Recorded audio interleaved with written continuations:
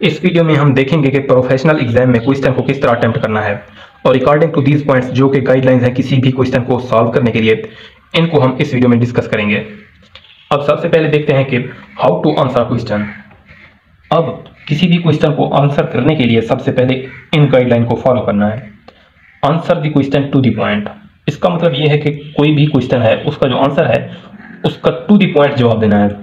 यानी कि इस तरह नहीं है कि उसमें कुछ एक्स्ट्रा चीज़ें लिख दी जाएं, ऐसा नहीं है।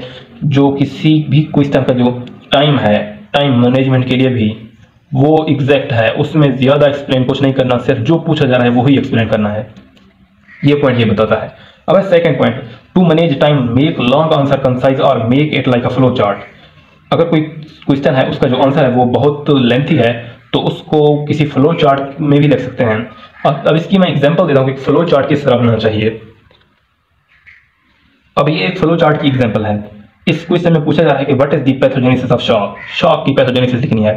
अब यहाँ पर फ्लो चार्ट में हम लिखेंगे, थ्योरी नहीं बनाएंगे, और जो इसका जो इफेक्टिव प्रेजेंटेशन भी है, ये इफेक्टिव प्रेजेंटेशन का भी काम करेगी। यहाँ पर अगर ये पॉइंट्स क्लियरली लिखे गए हों तो ये अच्छा इम्पैक्ट देते हैं, गुड लुक और अच्छा इम्पैक्ट पड़ता है और गुड मार्क्स मिलते हैं अगर इस तरह का फ्लो चार्ट बना दिया जाए। अब यहाँ पर ये पैथोजेनेसिस शॉक, यानी कि अगर decrease effective circulating blood volume है और वेनस रिटर्न भी डिक्रीज हो गया to the heart, cardiac output decrease हो गई, ब्लड फ्लो भी डिक्रीज हो गया और सप्लाई ऑफ ऑक्सीजन भी डिक्रीज हो गई, एनाक्सिया हुआ और इन्फ्लेमेटरी मीडिएटर्स रिलीज हुए, तो ये शॉक कॉज करते हैं।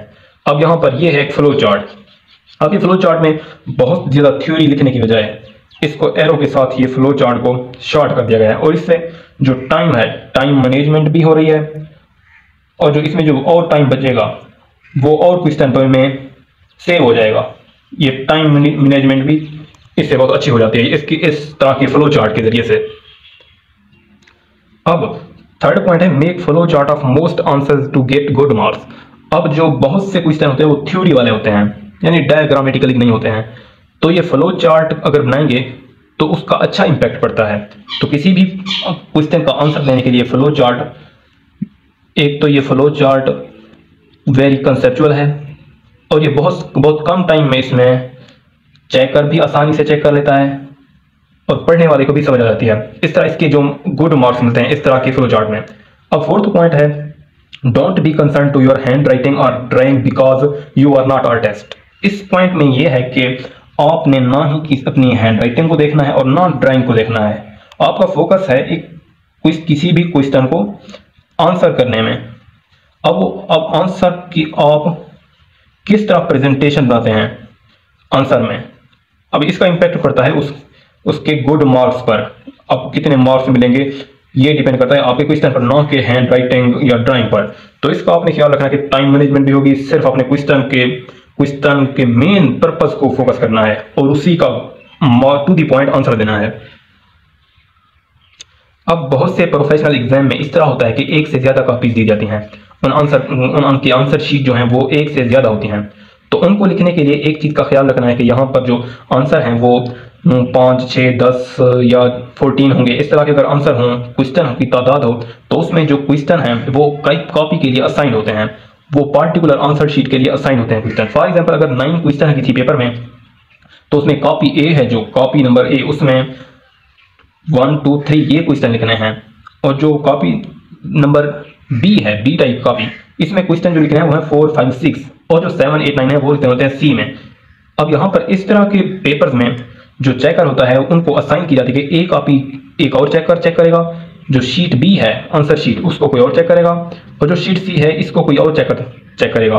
तो इस तरह ये जो कॉपीज हैं डिफरेंट चेकर के पास पहुंच जाती हैं, तो वो अपनी असाइंड क्वेश्चन के कॉपी के ही आंसर चेक कर सकते हैं और इन्हीं के ही मार्क्स दे सकते हैं और किसी आंसर यानी क्वेश्चन के आंसर के मार्क्स नहीं दे सकते। तो इस तरह ख्याल रखना है कि जो कॉपी का कोई असाइंड क्वेश्चन है वो उसी कॉपी में लिखना है, किसी और में लिखना है, यानी कि इसका इसमें लिख देना या इसका इसमें, इसका दूसरे में या इसका तीसरे में, ऐसा नहीं करना। अब पॉइंट सेकंड है, answer those question early upon which you have complete command. यानी आप सबसे पहले उन क्वेश्चन का आंसर करें जो आपको सबसे ज्यादा आता है, कंप्लीट कमांड है उसको सबसे पहले करना है। अब ये पॉइंट उस दौरान कंसीडर किया जाता है जब एनाटॉमी का पेपर हो रहा हो, यानी वाइल लेबलिंग एनाटॉमी डायग्राम। अगर एनाटॉमी की डायग्राम के क्वेश्चन आ जाते हैं तो उसमें जो डायग्राम है वो किस तरह बनानी है, तो इसमें पॉइंट में देखते हैं कि mark is on labelling not on drawing skill. अगर आपकी ड्राइंग अच्छी भी नहीं है तो आप जो मार्क डिपेंड करता है वो करता है लेबलिंग पर, ना कि उसकी ड्राइंग पर।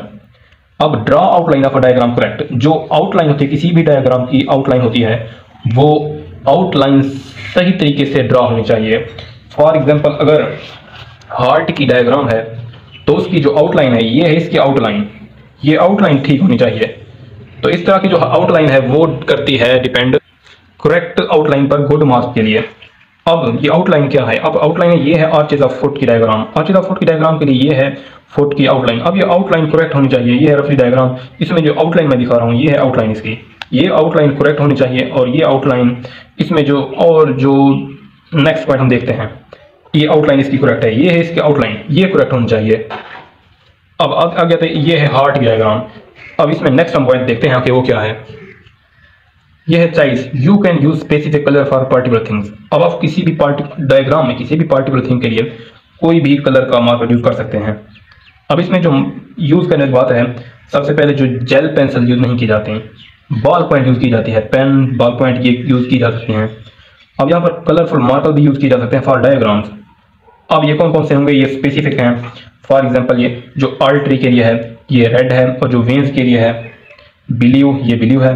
मसल के लिए यूज कर सकते हैं ब्राउन मार्कर, और जो लिगामेंट और टेंडन के लिए है वो यूज करते हैं ग्रीन, और जो नर्व है उसके लिए यूज करते हैं येलो, नर्व के लिए येलो, और जो बर्सा है उसके लिए यूज करते हैं ये पिंक, और जो बोन है उसके लिए यूज करते हैं ब्लैक। ये मार्कर यूज कर सकते हैं। अब नेक्स्ट आता है मेक लेबल्स इन लिस्टेड फॉर्म, यानी अगर कोई लेबल है, यानी अनाटमी में डायग्राम की जो लेबलिंग करनी है वो लिस्ट फॉर्म। अगर आप अनाटमी की डायग्राम बना रहे हैं लेफ्ट साइड पर तो उसकी जो लेबलिंग है वो एक साइड पर बनानी है, यानी राइट साइड पर। अगर वो डायग्राम में जो जो उसके पॉइंट्स हैं लेबलिंग वो बहुत ज़्यादा है तो उसके दोनों साइड पर भी बना सकते हैं उसकी लेबलिंग। ये इसकी अच्छा इम्पैक्ट है और इसमें रीराइट भी नहीं करना चाहिए। मतलब मेक लेबल्स इन लिस्टेड फॉर्म, इस तरह लिस्ट में बनाना है या एक साइड पर बनाना है। Don't waste much time on drawings. अब जो पेपर में ड्राइंग पर जो टाइम है ज़्यादा, वो ज़्यादा टाइम स्पेंड नहीं करना, क्योंकि ये ज़्यादा टाइम लग जाएगा एक डायग्राम को बनाने में और इस तरह ज़्यादा टाइम वेस्ट होगा यहाँ पर, और जो और क्विस्ट हैं उनका जो टाइम है वो खत्म हो जाएगा। Don't rewrite the things which are denoted in diagrams. अगर कोई भी डायग्राम है उसमें जो आप अगर कोई पॉइंट्स लिखने रह भी गए हैं तो उनको अगर ना लिखें तो ठीक है, लेकिन अंदर रीराइट नहीं करना। जो बाहर है वो ये एक रफ सी डायग्राम है, इसमें देखें कि इसके ज़्यादा अगर पॉइंट्स हैं तो इसके दोनों साइड पर लिख सकते हैं डायग्राम सेंटर में, और जो इसकी लेबलिंग है वो दोनों साइड पर, राइट साइड पर भी और लेफ्ट साइड पर भी ये लिख सकते हैं। ये थे इंपॉर्टेंट पॉइंट्स जो आप किसी भी प्रोफेशनल एग्जाम में क्वेश्चन को अटेम्प्ट करते हुए इन गाइडलाइन को फॉलो करके गुड मार्क्स हासिल कर सकते हैं। और पेपर को इसी तरह लिखना होता है किसी भी प्रोफेशनल एग्जाम में इन गाइडलाइन को फॉलो करते हुए। वीडियो को लाइक करें और हमारे चैनल को भी सब्सक्राइब करें। इस वीडियो को भी एग्जाम से पहले अपने फ्रेंड्स को शेयर करें।